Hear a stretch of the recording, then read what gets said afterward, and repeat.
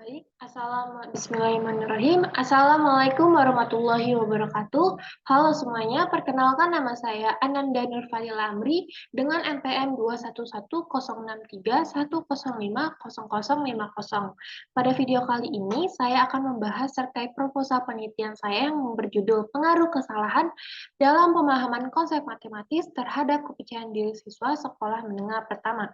Video kali ini saya buat untuk memenuhi tugas akhir mata kuliah Metodologi Penelitian Pendidikan Matematika yang diampu oleh Bapak Dr. Rafiq Sukarnain, MPD. Pada video kali ini kita akan membahas 9 subbab materi. Yang pertama adalah latar belakang, yang kedua rumusan masalah, yang ketiga tujuan penelitian, yang keempat ada manfaat penelitian, yang kelima ada tinjauan kepustakaan, yang keenam ada kerangka berpikir, yang ketujuh ada hipotesis penelitian, yang kedelapan ada metode penelitian, dan yang terakhir ada jadwal penelitian. Baik, untuk mempersingkat waktu, mari kita lanjut untuk subbab materi yang pertama, yaitu latar belakang.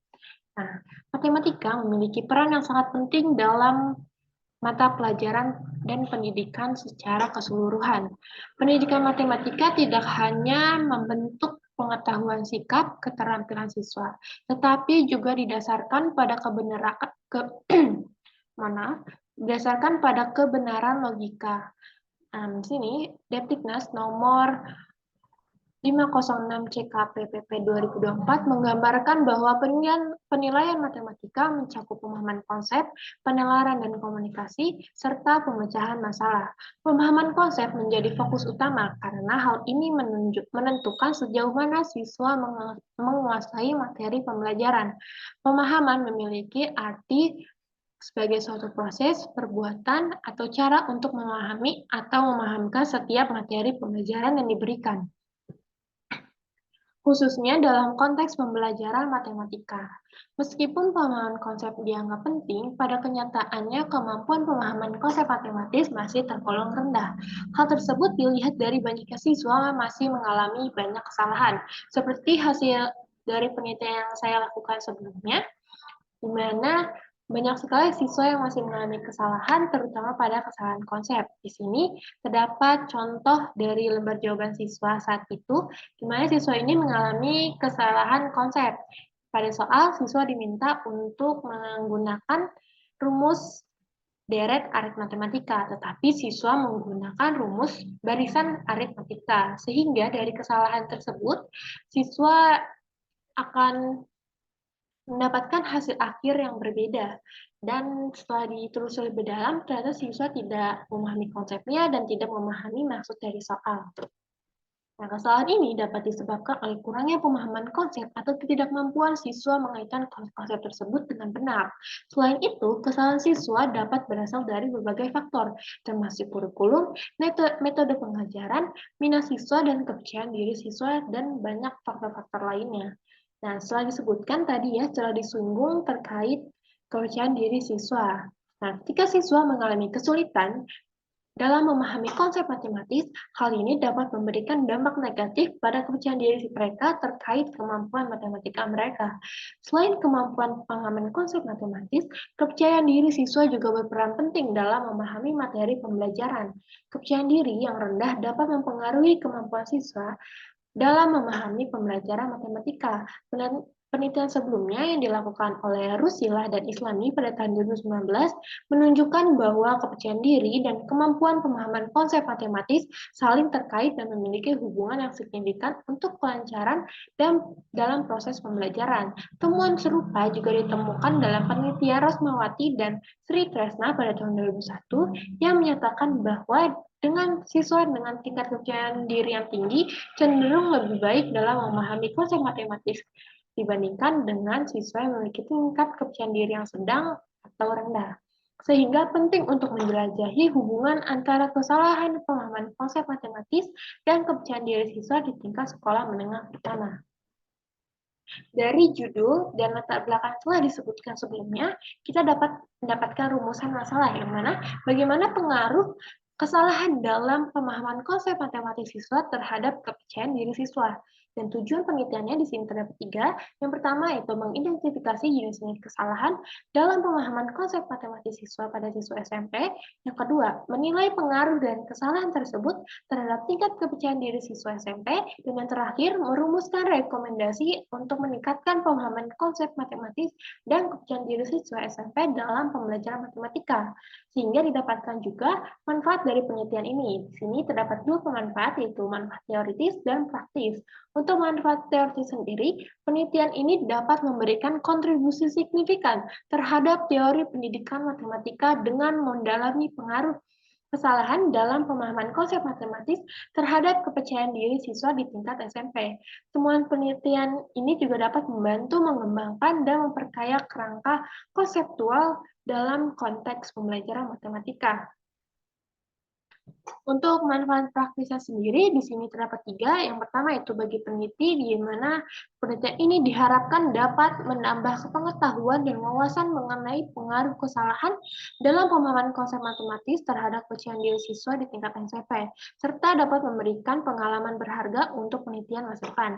Yang kedua, di sini ada bagi tenaga atau calon tenaga pendidik, di mana penelitian ini diharapkan dapat digunakan sebagai informasi dan menjadi bahan pertimbangan untuk menentukan rancangan pembelajaran atau meningkatkan metode pengajaran dengan fokus pada penanganan kesalahan, pemahaman konsep matematis, serta peningkatan kepercayaan diri siswa. Yang terakhir di sini bagi penelitian lain, di mana penelitian ini diharapkan dapat menjadi landasan untuk penelitian lanjutan dan memperdalam pemahaman tentang keterkaitan antara kesalahan dan pemahaman konsep matematis terhadap kepercayaan diri siswa. Baik, kita ke subbab selanjutnya. Di sini terdapat kajian pustaka.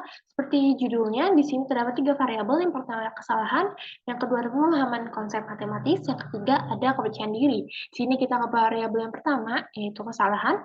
Menurut Kamus Besar Bahasa Indonesia atau KBBI, kesalahan itu berasal dari kata salah, yang memiliki arti tidak benar, keliru, menyimpang, cacat, atau keliruan. Sejalan dengan pendapat Wijaya dan Masina pada tahun 2019, kesalahan merupakan bentuk penyimpangan pada suatu hal yang dianggap benar atau telah disepakati sebelumnya. Sukirman dalam Suryaningrum dan Febrian pada tahun 2006 juga mendefinisikan kesalahan sebagai kekeliruan terhadap hal-hal yang bersifat sistematis, konsisten, maupun insidental pada daerah tertentu. Oleh karena itu, kesalahan dapat diartikan sebagai penyimpangan terhadap suatu prosedur yang telah ditetapkan terhadap sesuatu yang benar. Nah, kesalahan yang muncul dalam proses pembelajaran oleh siswa adalah fenomena yang tidak dapat terhindarkan dan dianggap sebagai bagian yang wajar. Nah, dari kesalahan yang dilakukan, siswa dapat memperbaiki kekurangan pada pengetahuan, sikap, maupun keterampilannya. Meskipun demikian, apabila kesalahan ini dibiarkan, dapat berdampak negatif terhadap kemampuan siswa dalam menyelesaikan masalah dan berpotensi mempengaruhi hasil belajar mereka. Salah satu jenis kesalahan yang sering terjadi adalah kesalahan dalam pemahaman konsep. Nah, sejalan dengan Puji Lestari pada tahun 2018 yang menyatakan bahwa kesalahan ini muncul karena siswa tidak berhasil membangun konsep pemahaman dari materi yang telah disampaikan. Terdapat banyak sekali atau beragam kesalahan yang dapat terjadi oleh siswa dalam menyelesaikan soal matematika. Nah, terdapat beberapa pula teori yang dapat diterapkan untuk menganalisis jenis kesalahan yang dilakukan oleh siswa, seperti ada teori Watson, teori Castolan, teori Newman, dan masih banyak lagi. Tapi pada penelitian kali ini, saya akan menggunakan teori Newman, di mana tipe-tipe kesalahan Newman ini terdapat 5 tipe. Yang pertama itu ada kesalahan membaca soal, kesalahan memahami soal, kesalahan transformasi, kesalahan keterampilan proses, dan terakhir ada kesalahan penulisan jawaban. Kita ke variabel yang kedua, yaitu pemahaman konsep. Nah, pemahaman konsep merupakan istilah yang terdiri dari 2 kata, yaitu pemahaman dan konsep. Nah, menurut KBBI atau Kamus Besar Bahasa Indonesia, pemahaman berasal dari kata paham, yang berarti mengerti atau tepat sesuai dengan pandangan Bloom. Pemahaman adalah kemampuan untuk mengerti atau memahami sesuatu setelah informasi tersebut dikenali atau diingat, serta mampu memaknai arti dari materi yang dipelajari. Oleh karena itu, dalam konteks pembelajaran, pemahaman menjadi hal yang penting. Menurut Weston dan Holly dalam Sharifah dan Lely tahun 2017, pemahaman mencakup konsepsi yang dapat dipahami dengan baik oleh siswa, kemampuan untuk menemukan cara mengungkapkan konsep tersebut dan eksplorasi terhadap kemungkinan-kemungkinan yang terkait. Nah, kata konsep sendiri itu menurut KBBI atau Kamus Besar Bahasa Indonesia memiliki arti ide atau rancangan. Di sisi lain, menurut Febrianto dan kawan-kawan tahun 2018, konsep merupakan bagian dari materi pembelajaran yang memiliki makna penting untuk dipelajari dalam perkembangan siswa.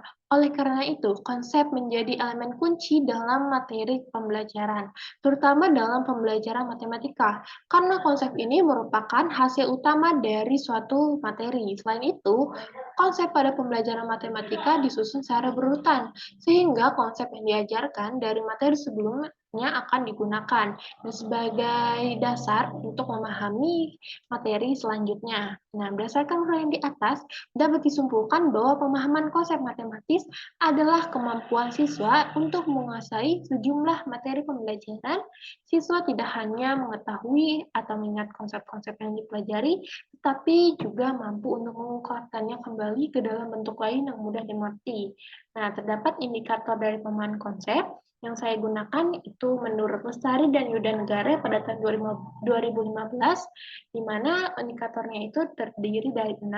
Yang pertama itu ada menyatakan ulang konsep, yang kedua mengelompokkan objek-objek berdasarkan konsep, yang ketiga menerapkan konsep algoritma dengan konsep secara algoritma, yang keempat menyajikan contoh dan bukan contoh dari konsep, yang kelima ada menyajikan konsep dalam bentuk representasi, dan yang terakhir adalah menghubungkan berbagai konsep matematika.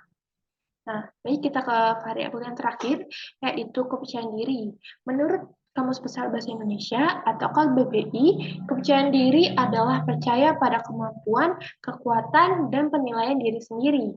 Nah, Tanjung dan Amelia pada tahun 2017 mendefinisikan kepercayaan diri sebagai sikap atau keyakinan terhadap kemampuan diri sendiri.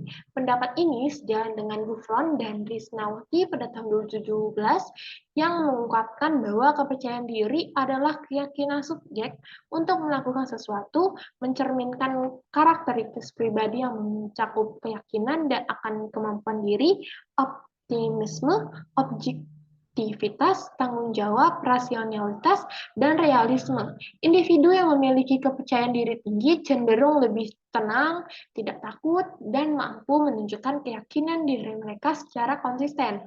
Namun, Lauster dalam Gufron dan Risnawati memberi peringatan bahwa kepercayaan diri yang berlebihan dapat membuat individu kurang berhati-hati dan bertindak tanpa perhitungan. Nah, dalam konteks pembelajaran matematika, kepercayaan diri memiliki peran yang sangat penting. Pandini pada tahun 2016 menekankan bahwa untuk mencapai prestasi belajar matematika yang baik, peserta didik perlu memiliki kepercayaan diri sejalan dengan Andiani dan Amir pada tahun 2019 yang menyatakan bahwa pentingnya menerapkan kepercayaan diri dalam proses pembelajaran matematika. Terkadang siswa itu cenderung kurang mengakui potensi diri dan nilai mereka sendiri dan fokus pada kelemahan dan merasa tidak layak atau kurang mampu. Nah, dalam kata lain, kepercayaan diri menjadi syarat esensial bagi siswa dalam menggali aktivitas dan kreativitasnya dengan tujuan mencapai prestasi belajar dan hasil yang optimal. Nah, terdapat indikator kepercayaan diri yang saya pakai pada penelitian ini, yaitu menurut Blaker pada tahun 2022 terdapat 5 indikator. Yang pertama itu ada mempercayai kemampuan diri, yang kedua memiliki kemandirian dalam mengambil keputusan, yang ketiga memiliki pandangan positif terhadap diri sendiri, yang keempat memiliki keberanian untuk mencoba hal-hal baru, dan terakhir ada internalisasi tindakan. Di sini terdapat beberapa teori-teori belajar yang mendukung penelitian ini. Di sini saya menggunakan 4 teori, ada teori Skinner, teori David Ausubel, dan teori Brunner, dan teori behaviorisme. Yang pertama, teori Skinner. Teori Skinner ini merupakan teori belajar yang menjelaskan bahwa terdapat hubungan antara stimulus dan respon yang terjadi melalui interaksi dengan lingkungannya, yang kemudian menimbulkan perubahan tingkah laku. Berdasarkan prinsip Skinner, hasil belajar siswa harus segera diberitahukan jika salah dibetulkan, dan jika benar diberi penguat. Nah, maka korelasi berdasarkan yang telah dikemukakan dapat disimpulkan bahwa teori belajar Skinner ini sesuai dengan indikator kesalahan, karena pada teori ini dapat melakukan analisis kesalahan sehingga dapat mengetahui apa saja kesalahan yang dilakukan.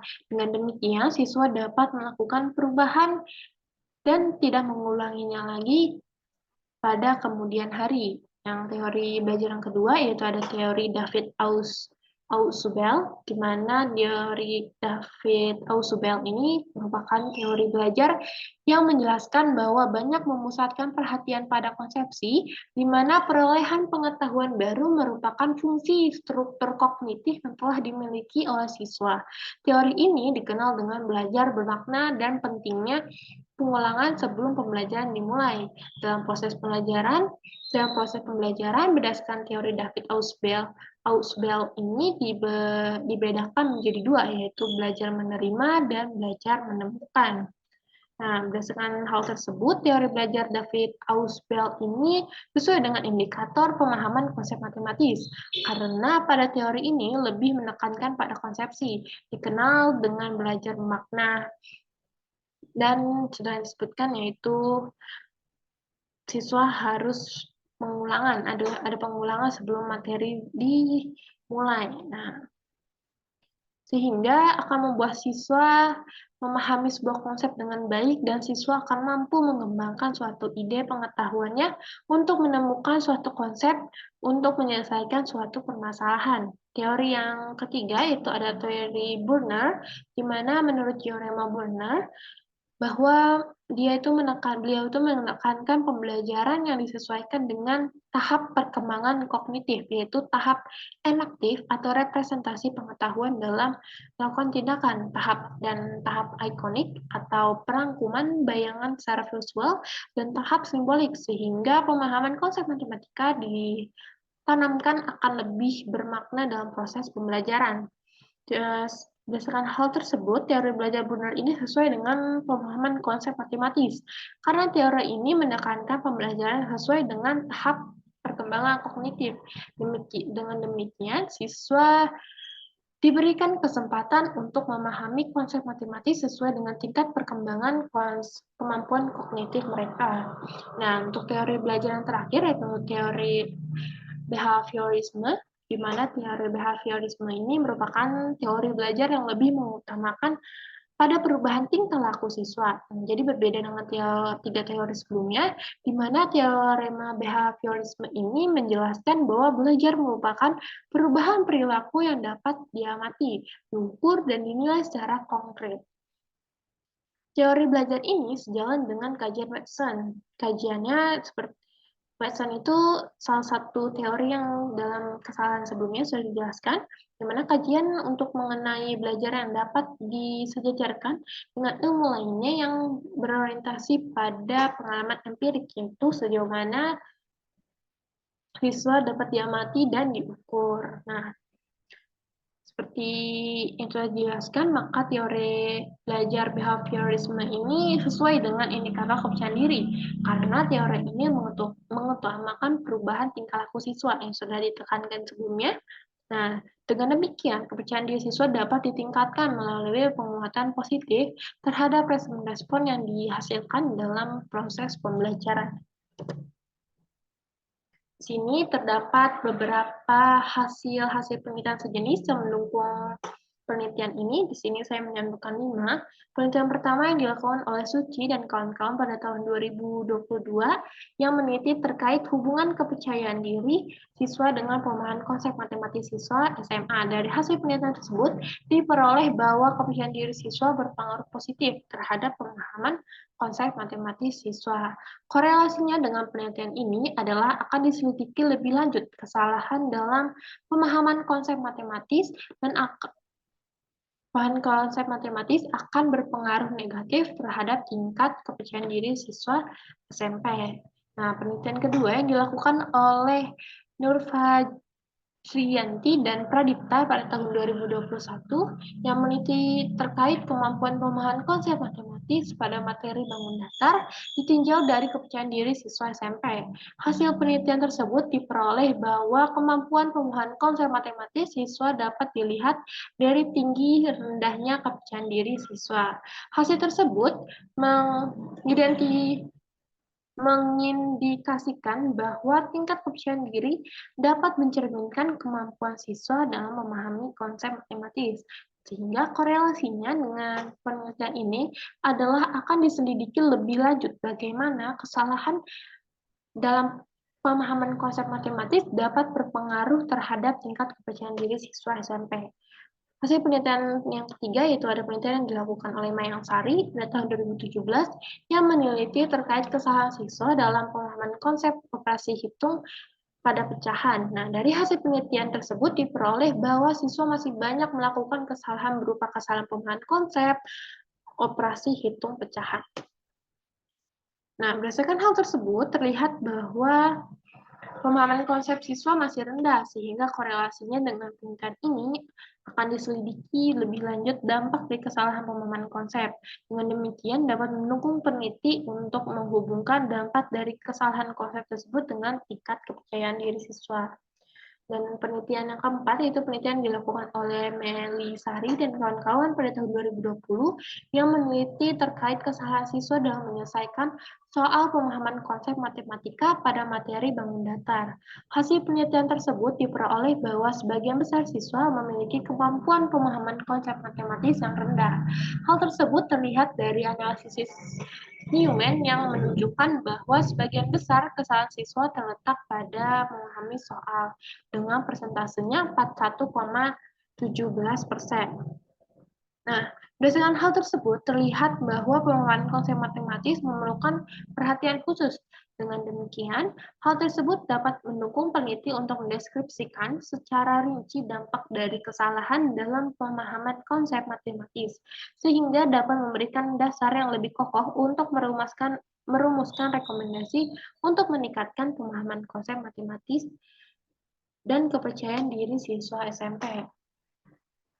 Dan penelitian yang terakhir yang dilakukan oleh Prabowo dan kawan-kawan pada tahun 2021 yang meneliti terkait profil kesalahan pemecahan masalah ditinjau dari kepercayaan diri dan kecemasan matematika. Dari penelitian tersebut diperoleh bahwa siswa memiliki kepercayaan diri yang rendah, sedang maupun tinggi dengan kecemasan matematika, sedang rendah maupun tinggi melakukan kesalahan konsep pada tahap penyusunan strategi pemecahan masalah. Nah, berdasarkan hal tersebut terlihat bahwa siswa dengan segala tingkatan kepercayaan diri masih melakukan kesalahan konsep matematis. Dengan demikian, hal tersebut dapat mendukung peneliti bahwa adanya keterkaitan antara kesalahan konsep matematis dengan kepercayaan diri siswa. Nah, baik, di sini kita masuk ke dalam submateri kerangka berpikir. Penelitian ini mengkaji tentang pengaruh kesalahan dalam pemahaman konsep matematis terhadap kepercayaan diri siswa. Sebelum melakukan penelitian perlu diadakannya studi pendahuluan untuk mengidentifikasi masalah yang ada pada lapangan. Dari hasil studi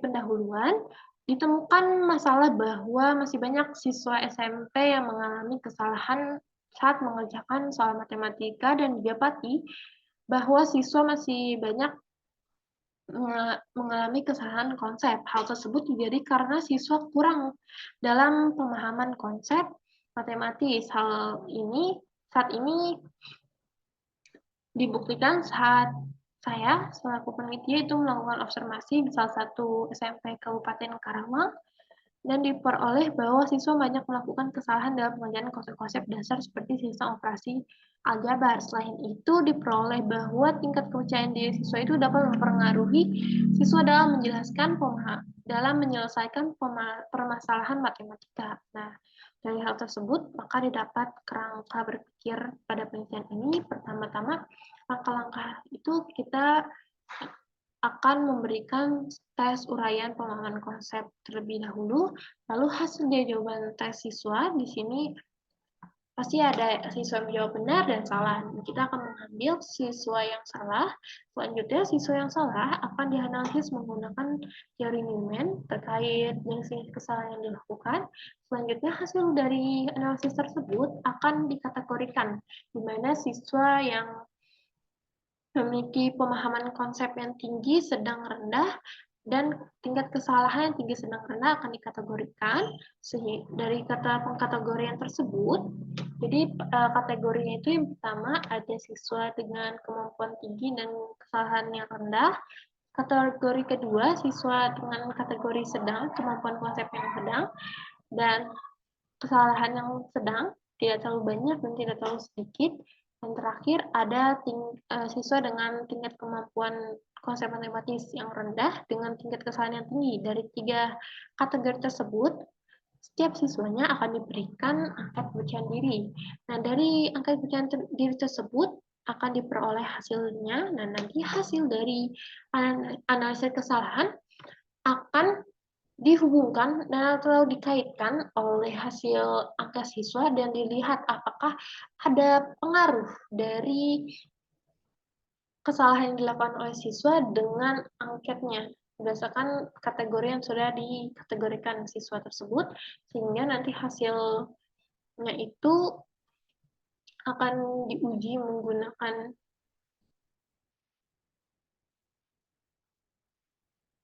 statistika deskriptif dan kita bisa melihat pengaruhnya nanti akan didapatkan hasil penelitian.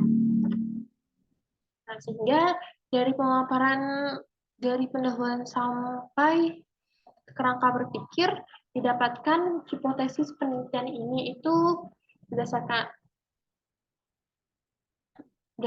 tinjauan kepustakaan latar belakang penelitian dan lain sebagainya sampai ke yang terakhir yaitu kerangka berpikir. Hipotesis pada penelitian ini adalah kesalahan dalam pemahaman konsep matematis akan berpengaruh negatif pada tingkat kepercayaan diri siswa SMP, di mana siswa yang sering melakukan kesalahan cenderung memiliki tingkat kepercayaan diri yang rendah, begitupun sebaliknya. Kita lanjut ke materi selanjutnya. Di sini ada metode penelitian yang terbagi menjadi 5. Pertama ada desain penelitian, yang kedua ada populasi dan sampel, yang ketiga ada instrumen penelitian, yang keempat ada teknik pengumpulan data, yang terakhir ada teknik pengolahan data. Kita yang pertama yaitu desain penelitian. Desain penelitian ini akan menggunakan desain penelitian kuantitatif dengan pendekatan cross-sectional. Desain ini memungkinkan pengumpulan data pada suatu titik waktu untuk mengidentifikasi pengaruh kesalahan dalam pemahaman konsep matematis terhadap kepercayaan diri siswa SMP. Nah, selanjutnya, populasi dan sampel penelitian ini, populasinya itu yang digunakan adalah seluruh siswa pada salah satu SMP di Kabupaten Karawang, dan sampelnya itu akan dipilih masing-masing satu kelas dari setiap jenjangnya secara acak. Jadi kita selanjutnya itu ada instrumen penelitian. Yang pertama itu ada instrumen tes. Nah, instrumen tes yang digunakan berupa soal matematika materi aljabar yang sudah memuat indikator pemahaman konsep matematis yang telah dipaparkan pada bagian sebelumnya. Nah, bentuk tes yang digunakan pada penelitian ini adalah soal uraian karena sejalan dengan teori kesalahan yang akan digunakan, yaitu teori Newman. Dalam penyusunan soal tes akan melakukan konsultasi pada tim validasi dan dosen pembimbing, dan sebelum instrumen tes ini sebelum digunakan untuk Penelitian terlebih dahulu akan diuji validitas, reliabilitas dari pembeda dan indeks kesukarannya pada setiap soalnya.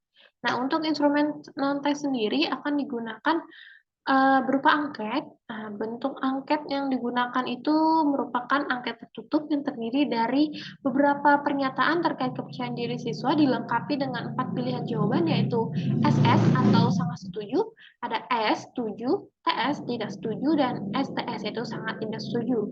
Dalam penyusunan angket akan melakukan konsultasi pada tim validasi dan dosen pembimbing, dan sebelum instrumen ini digunakan pasti akan dilakukannya uji validitas dan reliabilitas terlebih dahulu pada setiap pernyataannya. Nah, selanjutnya kita ke teknik pengumpulan data. Yang pertama, dari instrumen tersebut kita menggunakan tes uraian, di mana tes ini akan diberikan satu kali, yaitu pada awal, lalu dari hasil jawaban siswa akan dilihat tipe-tipe kesalahannya berdasarkan teori Newman. Nah, siswa berdasarkan hasil jawabannya akan dikelompokkan berdasarkan kategori, seperti kategori tinggi dengan tingkat pemahaman konsep matematis yang tinggi, serta kesalahan yang sedikit, dan kategori sedang dengan tingkat pemahaman konsep matematis dan kesalahan yang sedang, dan kategori rendah dengan tingkat pemahaman konsep matematis siswa yang rendah, serta kesalahan siswa yang banyak. Nah, yang terakhir, sini ada angket, di mana angket akan diberikan satu kali setelah melakukan tes tertulis. Angket yang digunakan untuk mengetahui tingkat kepercayaan diri siswa berdasarkan kategori yang telah dijelaskan sebelumnya, sehingga angket akan diberikan pada siswa berdasarkan kategorinya. Lalu, dari jawaban angket tersebut akan dilihat terkait pengaruh dari kesalahan dalam pemahaman konsep matematis terhadap kepercayaan diri siswa. Selanjutnya di sini ada teknik pengolahan data. Di sini terdapat 4 teknik. Yang pertama itu ada analisis statistik deskriptif. Itu menggunakan statistik deskriptif yaitu mean, median, modus untuk menganalisis hasil tes uraian berupa mengidentifikasi tingkat pemahaman konsep matematis siswa dan frekuensi kesalahan serta distribusi tingkat kepercayaan diri siswa. Selanjutnya ada analisis regresi, yaitu melakukan analisis regresi itu untuk mengetahui sejauh mana variabel kesalahan dalam pemahaman konsep matematis dapat mempengaruhi tingkat kepercayaan diri siswa. Selanjutnya ada visualisasi data, yaitu untuk memvisualisasi tingkat pengaruh dari kesalahan dalam pemahaman konsep matematis terhadap kepercayaan diri siswa dalam bentuk grafik atau diagram. Yang terakhir itu ada teknik kesimpulan dan rekomendasi, di mana melakukan kesimpulan berupa rangkuman utama dari analisis data dan rekomendasi berdasarkan temuan penelitian untuk meningkatkan pemahaman konsep matematis dan kepercayaan diri siswa SMP dalam pembelajaran matematika. Nah, di sini ada subbab materi yang terakhir atau sub penjelasan yang terakhir itu terkait jadwal penelitian. Nah, jadwal penelitian yang dirancang merupakan gambaran pelaksanaan penelitian yang dapat berubah sesuai dengan keadaan di lapangan. Nah, berikut rancangan jadwal penelitian pada penelitian ini. Mana rencana akan dimulai dari bulan Januari sampai bulan Juli. Pada kegiatan yang pertama yaitu melakukan studi pendahuluan akan dilaksanakan 1 bulan itu pada bulan Januari, dan untuk mengenali masalah dan mengenali masalah juga sebulan, masih sama di bulan Januari. Dan untuk merancang proposal penelitian akan dilakukan secara 2 bulan, yaitu dari Januari sampai Februari, dan melaksanakan seminar proposal selama 1 bulan, yaitu ada di bulan Februari, tidak 1 bulan, maksudnya akan dilaksanakan pada bulan Februari. Nah, pada bulan Februari ini juga akan menentukan sekolah yang akan menjadi populasi instrumen. Dan di bulan Februari sampai Maret ini akan menyusun instrumen penelitian. Pada bulan Maret, di sini terdapat kegiatan melakukan validasi dan uji coba instrumen penelitian dan mengurus perizinan penelitian. Pada bulan berikutnya, itu bulan April, akan melakukan kegiatan menentukan kelas di setiap jenjangnya yang menjadi subjek penelitian, dan akan ada kegiatan pengumpulan data. Nah, saat 2 bulan, yaitu bulan April dan Mei, akan ada kegiatan mengolah dan menganalisis data di dalam 2 bulan tersebut, dan 3 bulan selanjutnya, yaitu bulan Mei, Juni, dan Juli, akan digunakan untuk membuat kesimpulan dan menyusun laporan penelitian. Oke, baik, cukup sekian pemaparan proposal penelitian yang saya buat. Kurang lebihnya mohon maaf, karena sesungguhnya kesempurnaan milik Allah dan kekurangan milik saya. Wassalamualaikum warahmatullahi wabarakatuh. Terima kasih sudah menonton.